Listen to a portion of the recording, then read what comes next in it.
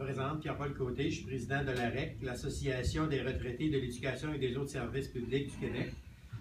L'AREC représente 56 000 personnes aînées partout sur le territoire québécois.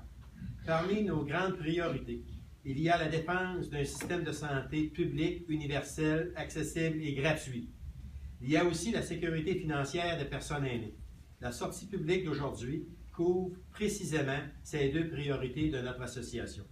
C'est donc très important pour nous d'être ici ce matin avec d'autres associations pour dénoncer la facturation médicale illégale, ce qu'on appelle aussi la surfacturation dans les cliniques médicales.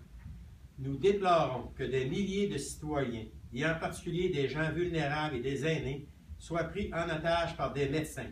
Je dis bien des médecins, pas tous les médecins. D'ailleurs, la présence à nos côtés de Médecins québécois pour le régime public est pour nous le signe qu'il y a quelque chose qui ne tourne pas rond dans le système de santé. C'est le signe que ce ne sont pas tous les médecins qui cautionnent la surfacturation et c'est rassurant.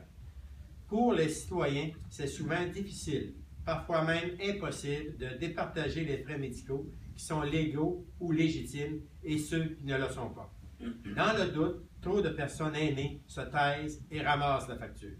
C'est encore plus vrai dans un contexte où l'accès à un médecin devient de plus en plus difficile, où les délais d'attente pour une consultation avec les spécialistes s'allongent.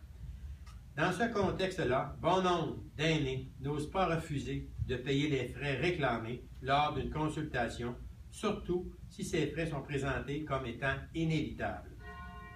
Or, il ne faut pas se leurrer, ces frais ont l'effet d'un ticket modérateur. Pour nous, c'est inacceptable. Au printemps dernier, nous avons été en contact avec le cabinet Grenier et Verboed à propos du recours collectif qu'il a déposé.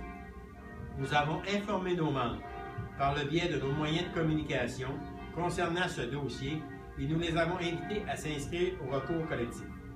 Dans plusieurs échanges verbaux, dans des discussions de corridor, on nous a fait part de situations problématiques.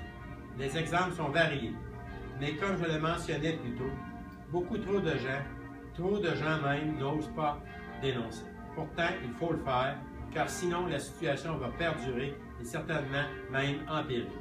Alors, nous lançons encore une fois ce matin un appel aux personnes aînées à s'inscrire massivement au recours collectif si elles croient avoir été lésées.